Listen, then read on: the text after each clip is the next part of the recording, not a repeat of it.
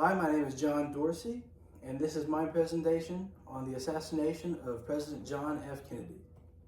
So starting off, who was President John F. Kennedy, also known as JFK? He was born on May 29, 1917, and sadly died May 22, 1963. He was also the 35th President of the United States, also served time in the Second World War, and achieved the rank of Navy Lieutenant. He also led the country through one of the most high-stress periods of time, known as the Cold War. He also was the president who mainly pushed the space race and wanted to put a man on the moon, but sadly he would never be able to see that happen.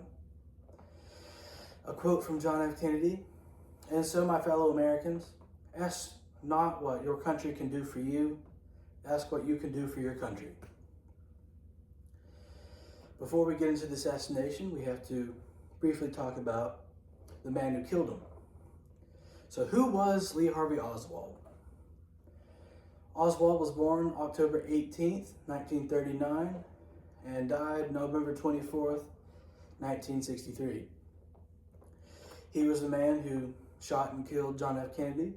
He was an American Marxist, or a communist, as some people would say.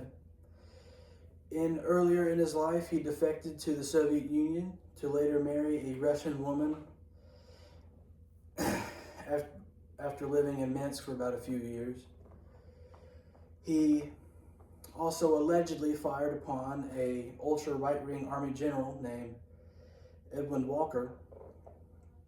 Oswald was killed 2 days after his shooting of President Kennedy, and a quote from Oswald is, "I'm a communist and a worker. I have lived a decent life, capitalist society where the workers are slaves." So the assassination itself. Oswald fired from the 6th floor of the Texas School Book Depository building, directly above where the presidential motorcade would be. Oswald managed to fire off 3 to 5 shots in the span of 5 seconds. President Kennedy was hit in the back of the head along with the neck, and Oswald flees the scene shortly after. And Oswald was later found and arrested at a local movie theater after he tried to hide from capture. So here we see the presidential route of the motorcade. We see at the top left up here is the Texas School Book Depository where Oswald was sitting and waiting to fire upon the president. As we see come down through here is the path that Kennedy was on when he fired. And we see the grassy knoll here and where the Zapruder film was also filmed, and the other side.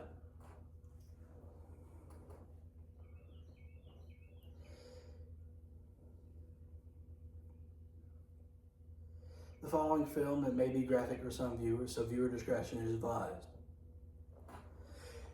Here's the film that famously captures the death and final moments of President John F. Kennedy. And it follows along the presidential motorcade.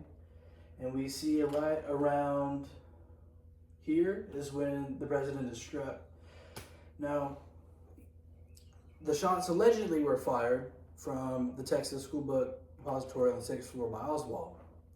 But if you notice in this zoomed up version, his head snaps back and to the left, which is odd coming from someone who was shot in the back of the head.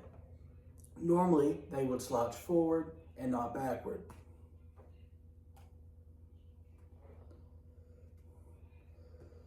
So, this arose what would be later known as the single bullet theory. And this is the other angle of that film, also known as the Nix film, which shows the opposite angle of the Kennedy assassination. So now the single bullet or magic bullet theory. This bullet basically suggests that a single bullet that killed Kennedy went through Texas Governor John Connally and seriously injuring him as well. As we notice here, the bullet went through, hit Kennedy in the back of the head, went through Kennedy, hit Connally in the shoulder, hit his wrist, and finally landed in his leg. Now, what's strange about this is that, first of all, the shots themselves would not have been easy to pull off. The shot where Oswald fired from it did give him a vantage point, but the weird thing about it is that from the place he was firing from, he would not be able to pull off that many accurate shots in that many amount of time. So this suggests the multiple shooter possibility. This would also explain how one bullet could stay intact and injure two men like this, ultimately killing one a few hours later. So what happened the following days after the assassination? Kennedy's body was taken to Washington, D.C. after his death.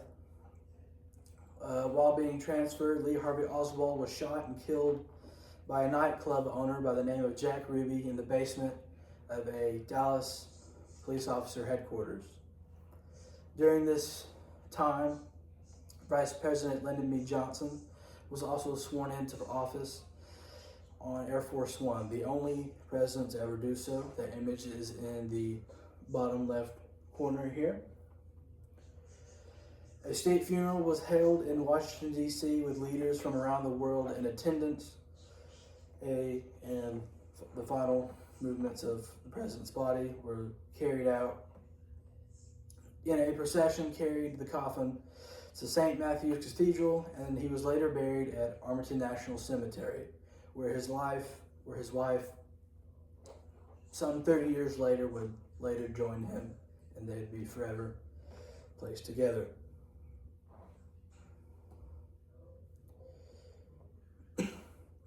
This is the film of Lee Oswald being fired upon by Jack Ruby on national TV, so viewer discretion is advised.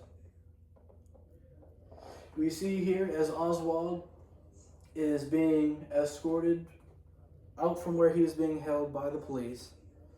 And here in just a moment, we see Jack Ruby approach Oswald with a pistol at point blank range, ultimately killing him after the firing.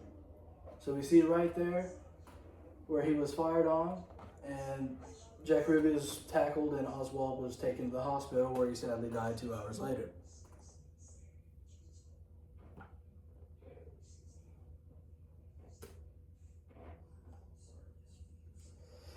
And so this is some footage of the national procession that was broadcasted live from Washington, D.C.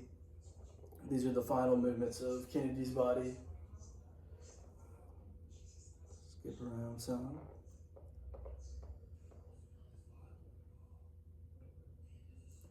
So, what were the major impacts of this event? Well, the main thing that came out of this was the passing of the 25th Amendment, which basically outlines and gives procedures to the presidential succession, which means that they know how to succeed the president if they were to be either removed, be killed, died in office, or be rendered to be incompetent, basically allowing the former vice president to become an acting sitting president. This also came with major Secret Service reforms, including more funding and more rigorous training for their agents. And this also came with more rules of what the president can and cannot do. An example of this is that the president has a major limit on exposure that he can show himself to the public without certain safety precautions. An example of this is the now famous convertible that Kennedy was assassinated in will no longer be plausible. So now, for example, you don't see President Trump riding around in a open-top convertible. He will always be in a heavily guarded and bulletproof car, or most of the time will have some sort of protection for the president. But overall, the Kennedy assassination was one of the most horrific events caught on film for Americans at that time. It ultimately led to mass theories of what not have happened, like multiple shooters, or did Oswald really kill him, or was it even the CIA or President Lyndon B. Johnson who killed him? Unfortunately, we do not know that today, but maybe in the upcoming years we might be able to figure that out. Well, thank you for listening to my presentation, and these are my sources. Thank you.